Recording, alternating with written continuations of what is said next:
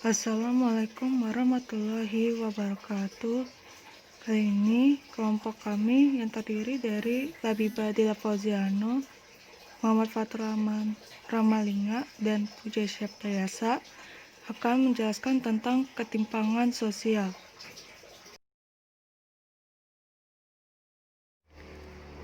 Pengertian ketimpangan sosial. Terdapat dua hal yang terjadi sebelum terjadinya ketimpangan sosial, yaitu yang pertama ketimpangan kondisi dan yang kedua adalah ketimpangan peluang. Ketimpangan kondisi merupakan ketimpangan yang terjadi dapat dinilai dari keadaan aktual suatu masyarakat, contohnya perbedaan kekayaan. Sementara ketimpangan peluang merupakan ketimpangan yang terjadi akibat perbedaan kesempatan dalam masyarakat untuk mengakses berbagai kehidupan sosial. Contohnya perbedaan jaminan sosial antara orang kaya dengan orang miskin. Sehingga secara umum, ketimpangan sosial dapat diartikan sebagai suatu keadaan yang terjadi karena adanya kesenjangan atau ketidakseimbangan akses untuk mendapat dan memanfaatkan sumber daya yang tersedia.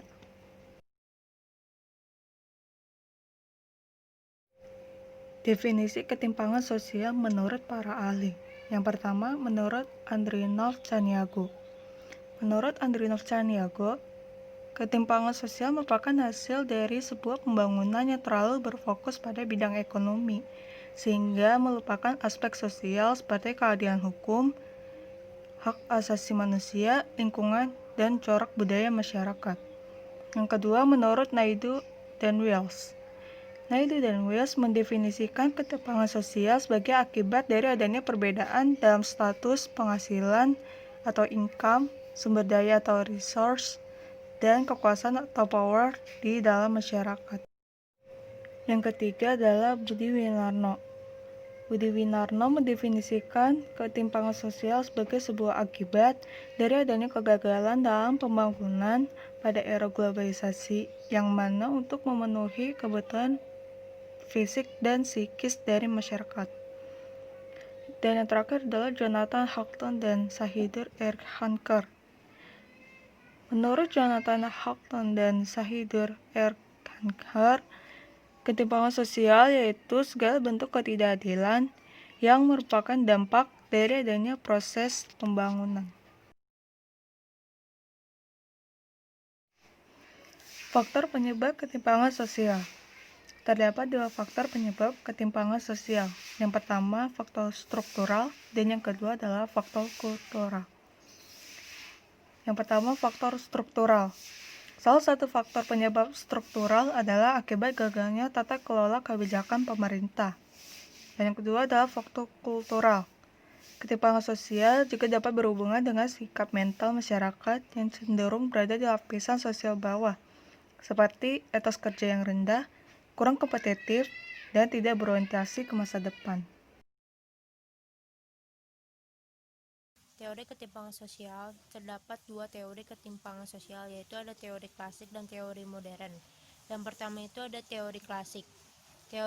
Teori klasik itu dibagi juga menjadi dua. Yang pertama ada teori struktural fungsional Emil Durkheim. Durkheim menjelaskan bahwa ketimpangan sosial tidak bisa dihindari karena terdapat peran-peran yang memainkan fungsi dalam masyarakat.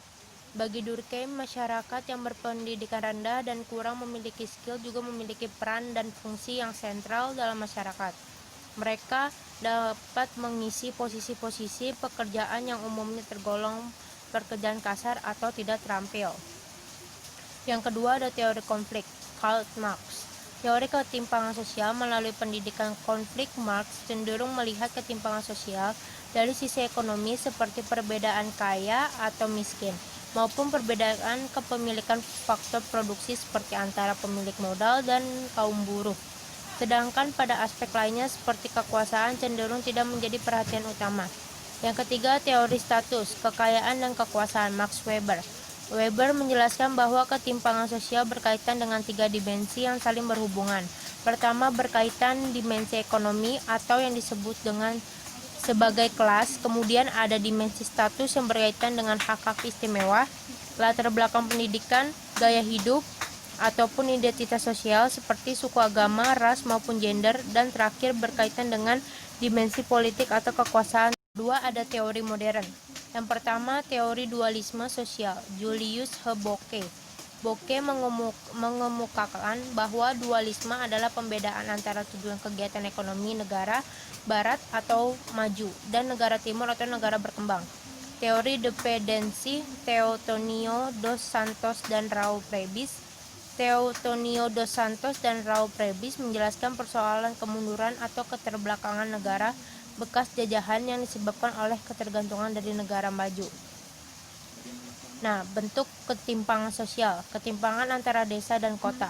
Contoh, masyarakat desa yang tinggal di wilayah sekitaran pegunungan, mereka akan bekerja sebagai petani atau pedagang. Sementara itu, program pembangunan masih terlalu fokus pada sektor industri di perkotaan, sehingga sektor pertanian menjadi terpuruk dan terabaikan. Yang kedua, ketimpangan kualitas sumber daya manusia. Contoh, masyarakat yang tinggal di kota-kota besar lebih mudah mendapatkan akses pendidikan yang bagus. Sebaliknya, masyarakat yang tinggal di daerah dengan infrastruktur dan jaringan komunikasi yang masih sangat terbatas pasti akan sulit untuk mendapatkannya. Selanjutnya yang ketiga adalah ketimpangan ekonomi antar golongan di masyarakat. Contohnya, ketidakmerataan pembangunan antar daerah menyebabkan beberapa masyarakat masih sangat sulit untuk mendapatkan pelayanan dasar seperti pendidikan, kesehatan, air bersih, dan sanitasi. Keempat, ketimpangan penyebaran aset di kalangan swasta. Contohnya, kepemilikan aset di antara badan-badan usaha di Indonesia masih sangat terpusat pada usaha skala besar, terutama di badan usaha milik negara atau BUMN. Padahal, sebagian besar tenaga kerja Indonesia bekerja di usaha mikro kecil dan menengah atau UMKM. Dan terakhir adalah ketimpangan antar wilayah dan subwilayah dengan konsentrasi ekonomi yang berpusat pada wilayah perkotaan. Contohnya di daerah perkotaan pasti banyak dibangun gedung-gedung yang menunjang pertumbuhan ekonomi di wilayahnya. Sebaliknya di daerah terpencil, sekolah dan rumah sakit pun masih sangat jarang ditemui. Dampak ketimpangan sosial. Pertama, di bidang ekonomi. Perekonomian hanya tumbuh di beberapa wilayah dengan sumber daya yang dikuasai oleh golongan tertentu. Misalnya, perubahan teknologi yang mengakibatkan banyak orang memiliki pengetahuan tertentu yang dapat terlihat dalam produksi. Di sisi lain, produksi yang dilakukan di dalam negara akan dipindahkan ke negara lain dengan alasan keamanan dan efisiensi. Yang kedua, di bidang politik. Terdapat dominasi ekonomi negara maju terhadap negara lain yang berdampak pada dominasi di bidang politik. Misalnya, Amerika yang dikenal sebagai negara superpower memberikan pengaruh pada negara-negara lain dari segi kebijakan internasional. Yang ketiga, di bidang budaya.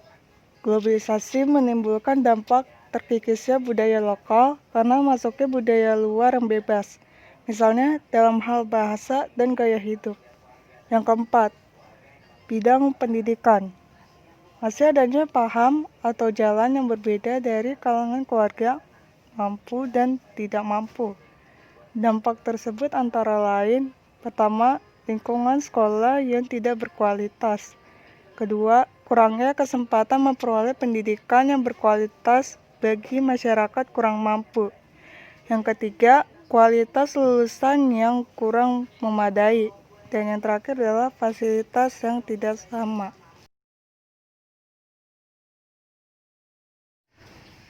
Upaya mengatasi ketimpangan sosial. Yang pertama, peningkatan kualitas penduduk dengan cara memperbaiki kualitas pendidikan.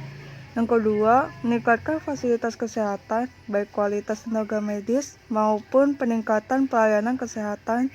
Dan yang ketiga adalah melakukan pemberdayaan kelompok masyarakat, misalnya dengan memberikan penyuluhan atau pengarahan kepada masyarakat.